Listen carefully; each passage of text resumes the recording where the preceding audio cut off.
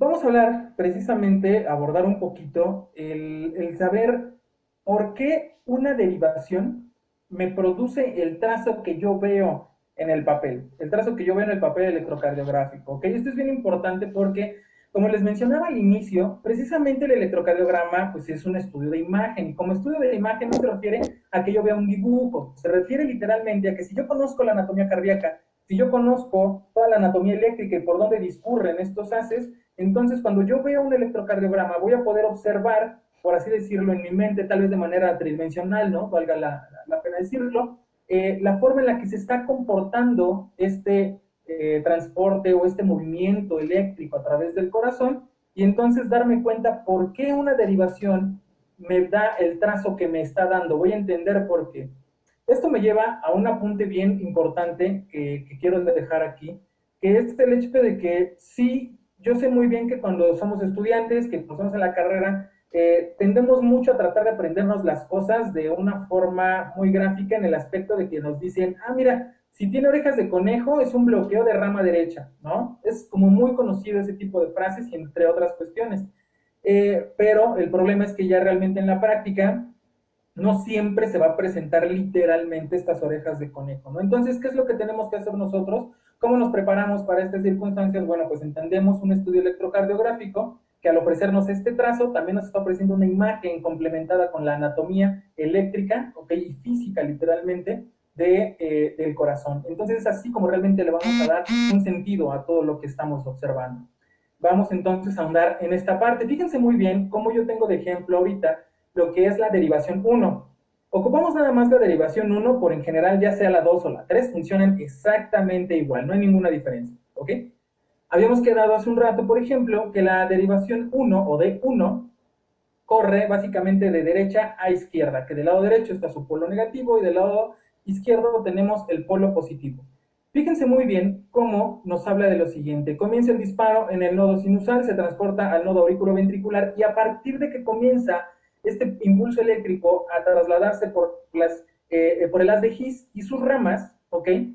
En general, la mayor parte, o digamos, la gran cantidad de fuerzas de estos vectores, ya todas sumadas, van a arrojar un promedio que nos dice que en general la gran mayoría de estas fuerzas tiene una dirección hacia la izquierda. Es decir, que casi se está transportando de manera paralela, ¿ok? A la derivación. ¿Sí se entiende? Fíjense cómo va la flecha, literalmente hacia la izquierda, desplazándose de manera paralela a la derivación. Y como va hacia la izquierda, tiende a ser positiva, ¿vale? Por lo tanto, como va hacia la derivación uno la está viendo, sabe que va a la izquierda y sabe que es positiva, nos va a dibujar entonces un trazo positivo, que es lo que están observando ustedes aquí. A partir de la línea incisoeléctrica, comienza a dibujar una deflexión positiva. ¿Queda claro? Ahora, fíjense en la imagen B. En este caso tenemos otro vector que no está por completo hacia la izquierda, sino que tiene de inicio un movimiento hacia abajo y a la izquierda. Por lo tanto, recorta su movimiento, ya no viaja de manera paralela a la derivación, ¿ok? Ya no está viajando de manera paralela, pero sí tiene un desplazamiento hacia la izquierda, es decir, hacia el lado positivo. Nuevamente, la derivación uno que lo está observando sabe que va hacia la izquierda, sabe que no es tanto, o que no es tan positivo, por lo tanto nos marca sí una deflexión positiva, pero más pequeña, ¿vale? Es eso. Entonces, este es el comportamiento del que nos están hablando. Otra más, observen precisamente ahora la imagen C, aquí abajito, cómo es que ahora el impulso eléctrico, o en general esta suma de las fuerzas de los vectores, ahora se está desplazando hacia abajo, completamente hacia abajo, perpendicular a la derivación. Eso quiere decir que la derivación no está observando ningún movimiento hacia el negativo y ningún movimiento hacia el positivo. Esto es importante, ¿por qué? Porque entonces no va a poder darnos ni una deflexión positiva ni una deflexión negativa. Lo que nos está dando es un trazo isoeléctrico. ¿Ok? De esta manera nos está diciendo que en general la fuerza de estos vectores no se está moviendo ni al positivo ni al negativo. ¿Vale? Muy bien. Ahora, observamos por último la D, que precisamente lo que está haciendo en este momento es tener un desplazamiento hacia el lado derecho. ¿Ok? Y de la misma manera, ¿qué está sucediendo? La derivación 1 lo está observando, sabe que va hacia la derecha al polo negativo y por lo tanto nos va a marcar entonces una deflexión negativa. Ese es el punto. Y repito, cualquier derivación bipolar, ya sea de uno, de dos o de tres, funcionan exactamente de la misma manera, ¿ok? Entonces, básicamente ahí tendríamos como el ejemplo de por qué estas derivaciones nos pueden dar trazos de este tipo, ¿ok? Ahora, continuamos.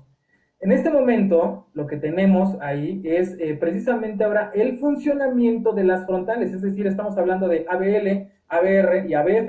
En este caso solo tenemos dos de estas derivaciones, que es ABL y ABF, pero recuerden muy bien que por localización, estas estaban localizadas del lado positivo, ¿ok? En el polo positivo, justamente ahí estaban localizadas. Por lo tanto, ¿qué va a suceder con estas derivaciones? Que en lugar de ver pasar un impulso eléctrico que se dirige de un lado hacia el otro, ¿no? Lo que van a ver es un impulso eléctrico que se acerca a ellas o que se aleja de ellas. Ese es el punto y esta parte es esencial porque entonces también nos van a dar un trazo ya sea negativo o positivo, pero no significa exactamente lo mismo que en una bipolar. ¿Sí se entiende? Porque estas están viendo el trazo eléctrico de frente o el impulso eléctrico. Entonces, repito, en este caso vamos a tener que pueden observar el impulso eléctrico cuando se acerca a ellas y es ahí positivo, o cuando se aleja de ellas y entonces es negativo. Recordemos muy bien la localización de estas derivaciones y recuerden que ABL se encontraba en la extremidad superior izquierda. También vimos ahí, por supuesto, a las figuritas estas con los brazos abiertos, en fin, pero recuerden que no es necesario. Ya han tomado electrocardiogramas y sabemos muy bien que el paciente tiene que estar ahí con sus manitas a los lados, no pasa nada, no genera diferencia, ¿ok? Es nada más para fines prácticos. Entonces, recuerden bien, ABL en el brazo izquierdo y ABF extremidad izquierda inferior. Entonces, observando la localización, vean muy bien la parte de la figura de arriba, donde nos está hablando de que las paredes, tanto septal como ventriculares, van a comenzar a tener este proceso de despolarización. La despolarización va a iniciar precisamente a nivel septal, ¿ok? Con una suma de los vectores de esta región, que son los que están despolarizando, ¿ok? La suma de las fuerzas de estos vectores van a inclinar la dirección, ¿ok? Hacia la derecha. Por lo tanto, tomen en cuenta la dirección, justo la localización de ABF, ¿ok? Por debajo del septum y un poco más hacia la derecha, ABF. Por lo tanto, ABF lo percibe un poco como que se acerca a ella, ¿ok? Esto en la imagen B. Entonces, percibe un poco que se acerca a ella, por lo tanto, parte de la línea isoeléctrica y traza un trazo o una deflexión positiva. Ahora vayamos a la imagen C.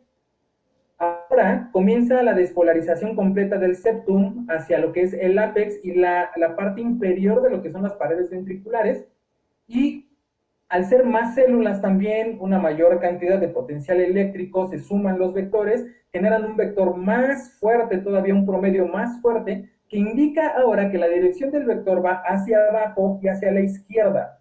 Esto es importante, ahora va hacia abajo y hacia la izquierda. Pero ABF, al estar localizada en la parte inferior, sigue observando que la dirección sigue siendo hacia ella. Por lo tanto, continúa pintando una deflexión positiva, la hace más grande. ¿Ok? Ahora, pasamos a la parte D, y entonces vemos básicamente cómo es que el vector ya cambió por completo de dirección. Ya realmente no se acerca a ABF, ahora va por completo hacia la izquierda para envolver todo lo que es la pared ventricular, también por la parte posterior, en fin, y generar esta despolarización completa de las paredes ventriculares. Esto tiene un mayor peso en cuanto a los vectores, una mayor fuerza, genera un vector bastante fuerte, y por lo tanto, ¿qué sucede? Que la deflexión positiva de ABF llega a su fin y ahora comienza a pintar hacia abajo diciéndonos que el vector se está alejando de ella. ¿Ok? Entonces, en las primeras dos imágenes nos está avisando que el vector se está acercando, por eso pinta positivo, y cuando ya lo ve alejarse, ahora viene una deflexión muy negativa, porque incluso es por debajo de la línea isoeléctrica. Entonces nos está diciendo, ahora se está alejando demasiado de mí. ¿Ok? Es eso, nos está diciendo qué pasa y en qué dirección se dirige. Y bueno, al final ya terminó de despolarizar, básicamente terminaron de despolarizar las paredes ventriculares, termina entonces de hacerse el trazo negativo y ahora tiende todo a regresar a la línea isoeléctrica para generar después las siguientes ondas y fases de las que ya hablamos. Del otro lado igual, si vemos ABL, pues obviamente es todo lo contrario. Cuando al inicio de la despolarización en la parte septal, ABF veía que el vector se acercaba y pintaba una deflexión negativa, pues de acuerdo a la localización de ABL, esta que era lo que veía, pues que se alejaba. Y entonces esta, a diferencia de ABF, pintaba una deflexión negativa a partir de la línea isoeléctrica. Pero a partir de C, ¿qué sucede? Cuando cambia el vector, entonces ABL comienza a observar que ya se empieza a acercar a ella. Entonces cambia de inmediato, termina de pintar esta deflexión negativa y ahora sí, se vuelve positiva y sobrepasa lo que es la línea isoeléctrica. Y en la última, cuando el vector ya es muchísimo más fuerte, mucho más marcado, ¿qué sucede? Que todo va por completo hacia ABL y entonces termina pintando una deflexión positiva bastante alta, ¿ok? Termina de despolarizar aquí en la figura E y nuevamente regresa a su línea